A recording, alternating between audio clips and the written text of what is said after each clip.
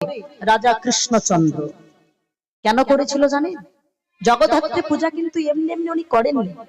প্রথমে রাজা কৃষ্ণচন্দ্র করত প্রথমে দুর্গা পূজা, কিন্তু তিনি একটা বছর দুর্গা পুজো করতে পারেননি।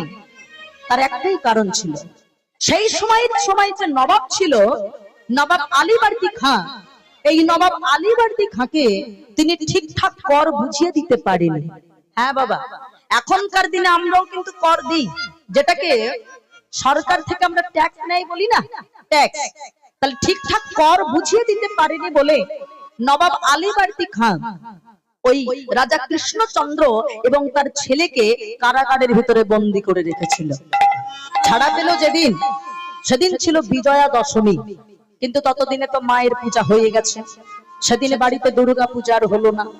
এই যেমন আপনাদের এখানে কালী পূজা হয়, যদি একটা বছর বন্ধ হয় কতটা কষ্ট হবে বাবা। তো যখন পূজা করতে পারিনি, বিজয়া দশমীর দিন যখন নৌকা পথে ফিরে আসছে বাড়িতে, চারিদিকে ঢাকের আওয়াজ, মনটা বড় ভার হয়ে গেল, বড় কষ্ট হলো।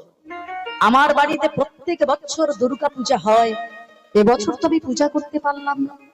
যখন কষ্ট পেয়ে ঘরে এসে ঘুমোতে গেছে, হঠাৎ স্বপ্নে দেখলো একটা ছোট্ট কুমারী মেয়ে এসে বলছে, রাজা শোনো, তুমি কষ্ট পেও না, তুমি আমায় পুজো করবে।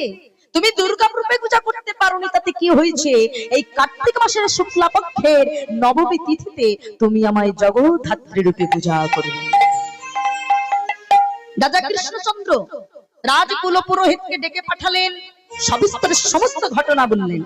বললেন, শুনুন রাজামশাই, ওটা আর কেউ নয়, ওই যে ছোট্ট কুমারী মেয়ে, সে আর কেউ নয়, সে হলো আমাদের মা দুর্গা, যিনি তিনি কালী, আবার তিনি হলেন সেই মা জগদ্ধাত্রী।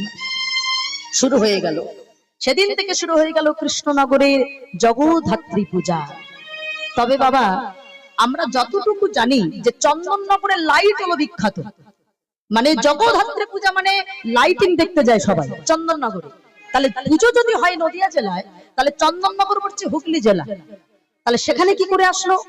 বলছে ওই রাজা কৃষ্ণচন্দ্রের এক বন্ধু ছিল, সেও ছিল বড় ব্যবসায়ী, যার নাম ছিল ইন্দ্রনারায়ণ চৌধুরী।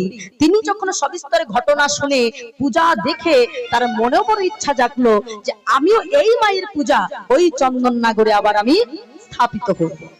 শুরু হয়ে গেল চন্দননগরে জগদ্ধাত্রী পূজা। তাহলে দেখেছেন মা, আমাদের মা, তিনি কৃপা করবার জন্য তিনি সর্বত্র আছেন। কিন্তু মায়ের চরণে আমাদের দেওয়ার মতো সত্যি কি কিছু আছে বাবা?